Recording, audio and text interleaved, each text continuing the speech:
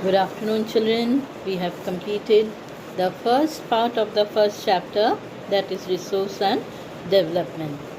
Now, at the end part of this portion, there was a topic named resource conservation, where Gandhiji was the first one to voice his concern over protection and preservation of the earth's resources.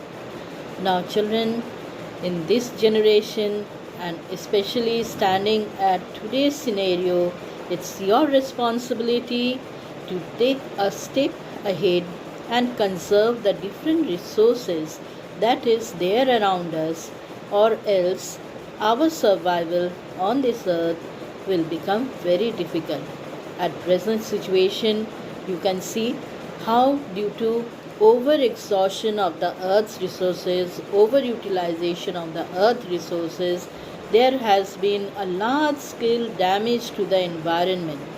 If we want to have a healthy life in our coming days, if we want to enjoy all the resources that the earth has given us, we have to take the initiative and preserve and care for the environment.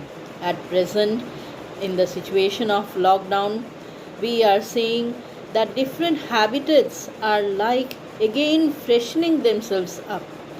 The water of the rivers have become blue. Pollution level of the air has come down to a greatest extent.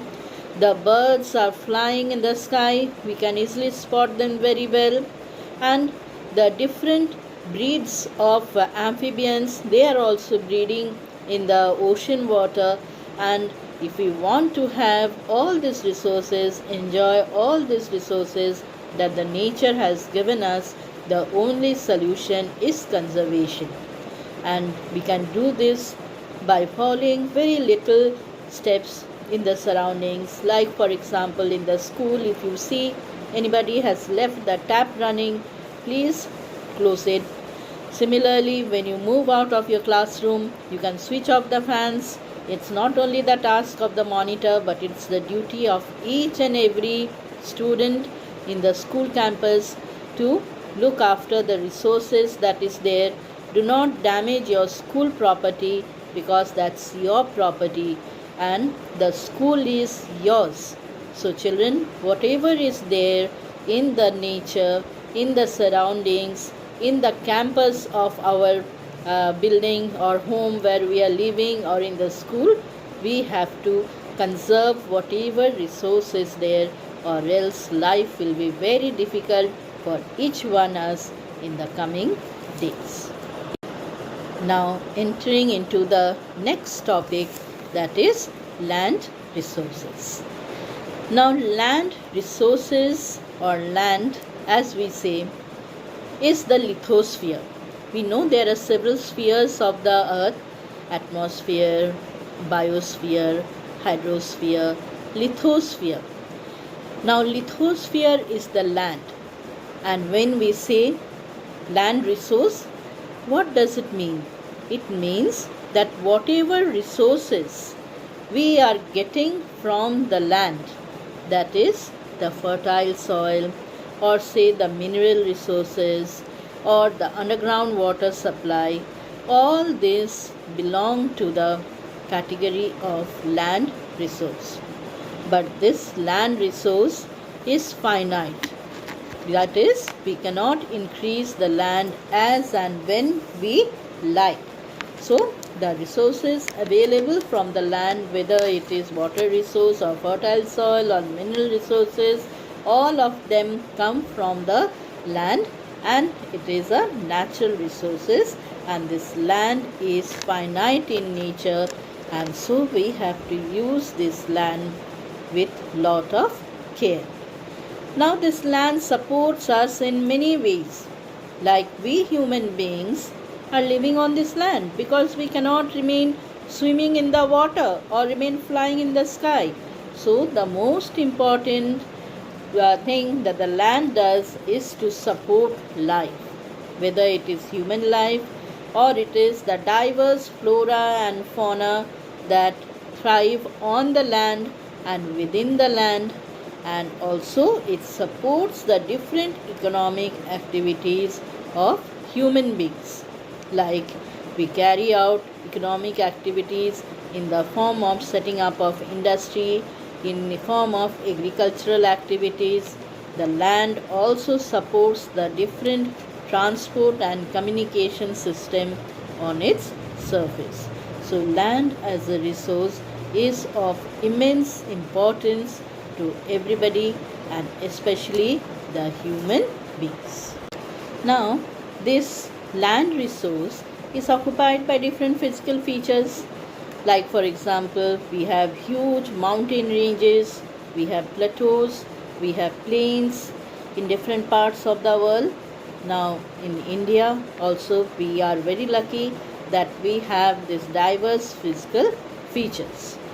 In case of our country, 30% of the land area is occupied by mountains. Now, these mountains are the source of some perennial rivers, and apart from that, we all know and have studied that different kinds of plants and animal life thrives in the forest that are there in the mountains, and it also supports the tourism sector of the country.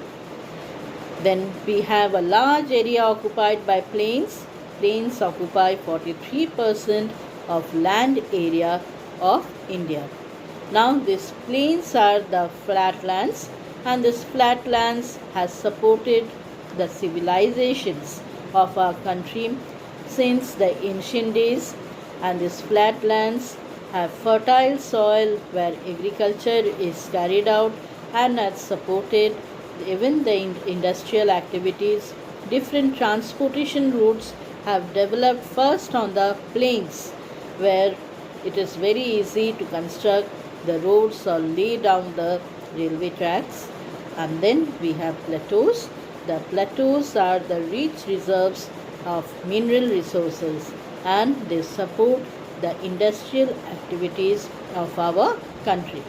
So though the land resources of our country is finite, but it carries different kinds of relief features, and these relief features are rich in different resources which have contributed to the prosperity of the country.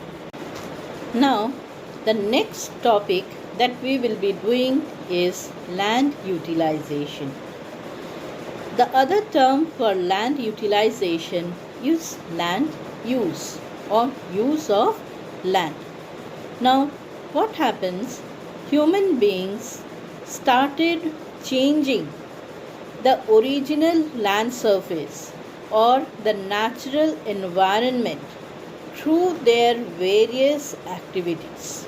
So, when we are asked to define land use, we will simply say use of land for living or for various human activities through proper management and changes in the natural environment. So the land which is there naturally there, the human beings have changed them or moderated them and have used them for different purpose. Like, for example, we construct houses on the land. That means we use the land for residential purpose, or we construct transportation routes for our easy movement, or we carry out agricultural activities, set up industry. Then for commercial purpose we set up business houses, or for our recreation also we use this land resource. So use of land for various purpose through changes in the natural landscape or natural environment is known as land use. You will be surprised, children, that based on this land use also maps are prepared. So far you all know that maps are prepared only of countries, continents, of states and different places, but based on land resource also maps are prepared, and these maps are known as cadastral maps. These cadastral maps are prepared by the Land Revenue Department of our government, and that is done after proper survey and assessment of the land. Since very ancient time, we all know that our farmers used to pay land revenue, and the revenue used to depend upon the agricultural productiveness of the land. If the land is more productive agriculturally, then there will be more income from the land, and that means that particular farmer has to pay more revenue. So the land revenue department has to prepare this land use map or land utilization maps, and they are known as cadastral map. If you ever have a chance, or if you know anybody working in this land revenue department, you can verify this thing, that for every area we have maps, and for every small plots of land it is categorized that to what use it has been put, like whether it is agricultural land or it is land for living, or any temple has been constructed or any road has been constructed. So every minute details is there with the land revenue department, and accordingly the taxation is imposed upon that particular land by the land revenue department. Let us now do the land use categories in India. The first category is forest. Now, a large part of our country is of course occupied by forest, which are naturally occurring areas covered by trees, and this occupy the first place in our country. Then we have the next category, that is land not available for cultivation. Now children, from here all the categories you will find that they are typically having the name related to cultivation or agriculture, because cultivation was the first activity of the economic activity of the settled population, and our country is basically an agricultural country. So all the groups of land use will have some reference with cultivation, excepting the first one. The first one is forest. The second group is land not available for cultivation. Now here, which lands are not used for cultivation? Obviously, those lands which do not have the capacity to produce anything. That means the first category is barren and wasteland, because nothing can be grown there, so it is not available for cultivation. The second in this one is land put to non-agricultural use, like if you are constructing any house anywhere, so that is not used for agriculture, or suppose we are constructing roads or we are setting up factories, so land put to non-agricultural use is the second one. The third one is other uncultivated land. Again you see the reference is to cultivation. So other uncultivated land. Here the first one is permanent pastures and grazing ground. Now our country has a huge cattle population that grazes, and generally the grasslands, which are natural grasslands, they are used for grazing of the cattle. So here this permanent pastures or the grazing grounds are not used for cultivation. So this is the uncultivated land. The second one in this category is land under miscellaneous tree crops or groves. Like children, sometimes when you move by road, you will find that there are some areas where there are trees. Like for example, there can be mango orchards, there can be apple orchards, or simply trees are there. So these areas are the areas where cultivation is not done because they are occupied by these trees. So they are not included under the net zone area, and they are known as land under miscellaneous tree crops. The third one in this category is cultivable wasteland. Means once upon a time they used to be cultivated, and since the last 5 years no cultivation is done. So they are left uncultivated for more than 5 agricultural years. So they are cultivable wasteland. Since more than 5 years no cultivation is done. Now next category is that of fallow lands. Now fallow lands, you may be very much accustomed to this term. Now any land which is left just like that without cultivation so that they can regain the soil fertility naturally is known as fallow land. They use this nitrogen from the air, and through the process of nitrogen fixation, this nitrifying bacteria increases the soil fertility naturally. If any land has been overutilized, continuously cultivated, sometimes they need to take rest. That is, they must be left without cultivation for a certain duration so that they become fertile again. So they are known as fallow lands. The first one is current fallow.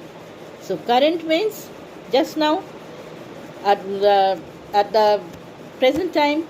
So that means all those land which are left without cultivation for some months to 1 year, or maybe 1 or 2 months to 1 year, is known as current fallow. The other group is other than fallow, current fallow. So fallow land which is not current fallow, but it is left just like that so that they can regain its fertility. So for 1 to 5 years, they are left for a period of 1 year to 5 years. Till 1 year it is current fallow, and from 1 to 5 years it is other than current fallow. And the last category is net sown area. So net sown area are all those land which are cultivated at least once a year. So that is net sown area. Now in your book you will get a term gross cropped area. Now sometimes what happens, some of the lands are used for cultivation throughout the year. Like suppose I am growing wheat, and then I am growing some vegetable, and then I am again growing rice. So 3 times suppose I am cultivating. So suppose the farmer is having 1 hectare of land. So the net sown area of the farmer is just 1 hectare. But because the farmer is sowing crops 3 times, so net sown area, that is 1 hectare multiplied by number of crops grown 3 times. If the farmer is growing 3 times, so the gross cropped area will be 3 hectares. The net sown area is 1 hectare, gross cropped area is 3 hectares. So what is the calculation coming? That is net sown area multiplied by number of crops gives the gross cropped area. So this is the land utilization or the land use categories in our country that has been defined by the Land Revenue Department of our country.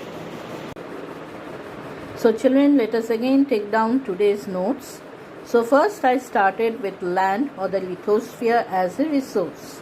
It means the resources available, the land like fertile agricultural land, the underground water, the various minerals like coal, gold, other raw materials come under land resources. Now we studied this benefits that is provided by the land. So land supports natural vegetation, wildlife lives on and within it, human life flourishes on land, land supports every economic activities of human, land also supports transport and communication system. Now, this lithosphere or the land is occupied by different relief features. India has mountains which occupies 30% of our area. The source of river, presence of diverse flora and fauna supports tourism. Then we have the plain land which covers 43% of the area. Flat land supports agriculture and industry. Then we have plateaus which occupy 27% of the area, and it is rich reserves of mineral, fossils, fuel and forest resources. Then we have done the land utilization or land use. So, use of land for living or for various human activities through proper management and changes in the wildlands or the natural environment. For example, we use the land for residential purpose, transportation, agricultural activities, recreation, commercial, etc.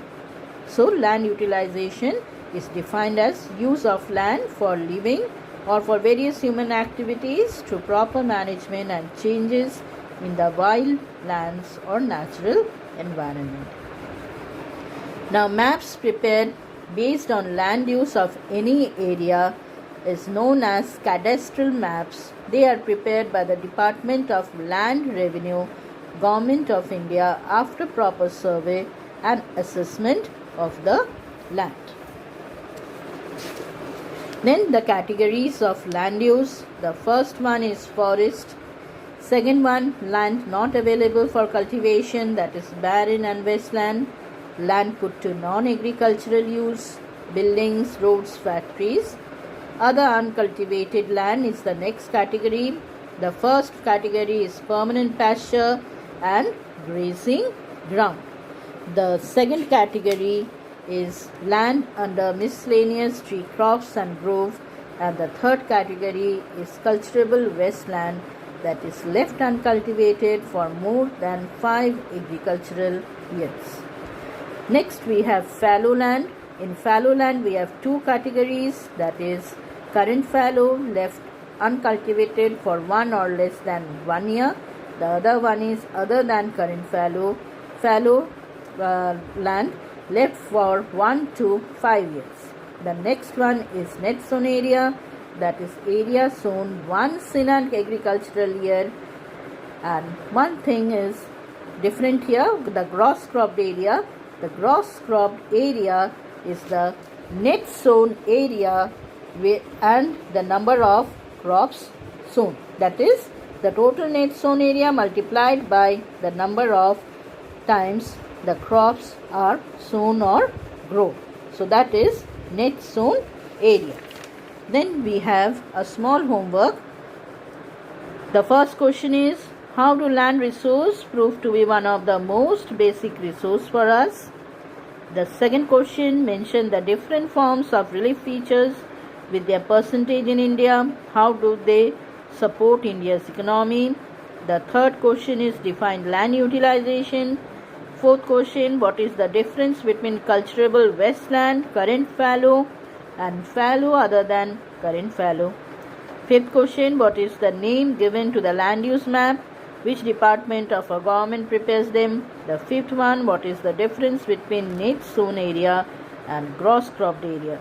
So do this question in your notebook and compile your notes. Thank you, children.